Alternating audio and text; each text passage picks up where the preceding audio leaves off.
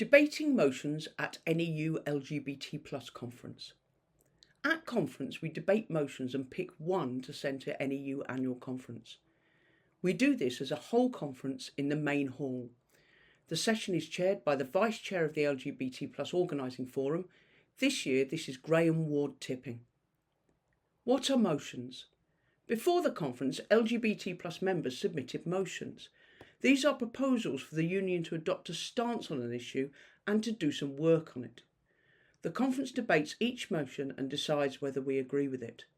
We then choose one of the motions that we've decided we agree with to be submitted to the Union's annual conference, the Union's governing body. Delegates from the whole Union will debate and vote on its annual conference.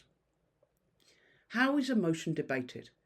The person who submitted the motion, the proposer, will speak for up to 4 minutes, explaining why they want you to support the motion.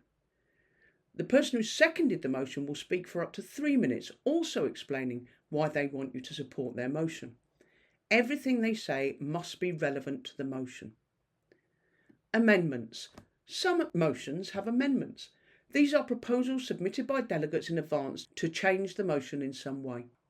If there is an amendment, then conference will debate this straight after the proposing and seconding speeches for the motion. The proposer of the amendment speaks for up to 4 minutes, the seconder speaks for up to 3 minutes. If a delegate disagrees with the amendment, they may speak to conference for up to 3 minutes to explain why. The first two speakers after the proposer and seconder will be speakers against, if there are any. After that, speakers alternate for and against.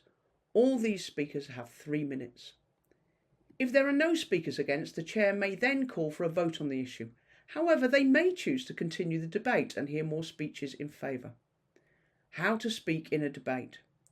Before the debate, you may submit a request to speak via the conference app. This helps us to get an idea of how many people would like to speak. These delegates will be called to speak first.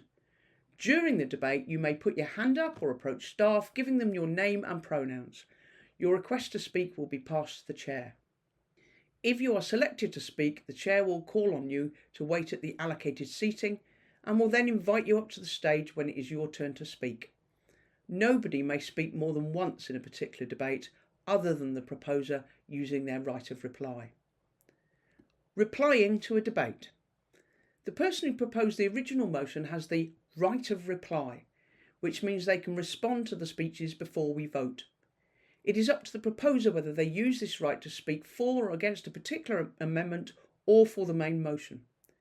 They may only use their right of reply once in the debate. Voting. Once all the speeches on a motion or amendment have been heard, we vote on that motion or amendment. You may vote in favour if you agree with it, against if you don't agree with it, or abstain if you're not sure or maybe you agree with some parts of it but not others. The chair will ask for votes for, then votes against, then abstentions. You vote by raising your hand when the chair asks for delegates to vote the way you want to, i.e. in favour, against or abstain. The chair will announce whether the motion or amendment has passed, more votes in favour than against, or fallen, more votes against than in favour.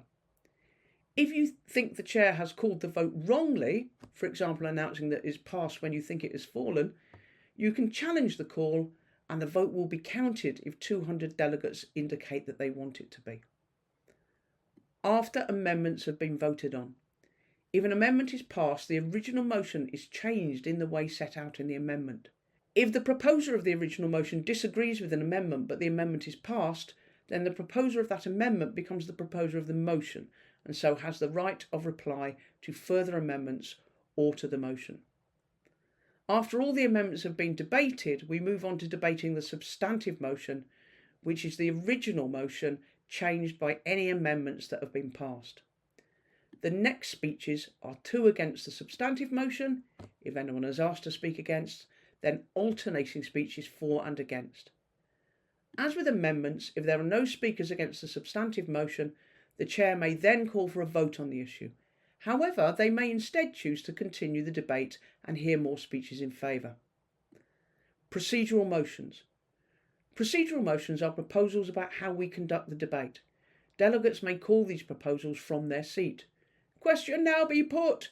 or that conference now votes, or Standing Order 24 is a request to stop debating and move to a vote. We then vote whether we agree to do this. This can only be done if conference has heard at least one speech against, if there are any. That conference now returns to the substantive motion, or Standing Order 25 is a request to move back to the motion without debating any further amendments. Choosing our motion for annual conference. Once we've debated and voted on all the motions, we will decide which one to submit to annual conference. The chair will remind you which motions were passed and will then invite you to vote for the one that you would like to be submitted to annual conference. The chair will call votes for each motion in turn. You raise your hand when the chair calls votes for the motion you want to be sent to annual conference. The motion which receives the most votes will be our motion to NEU annual conference.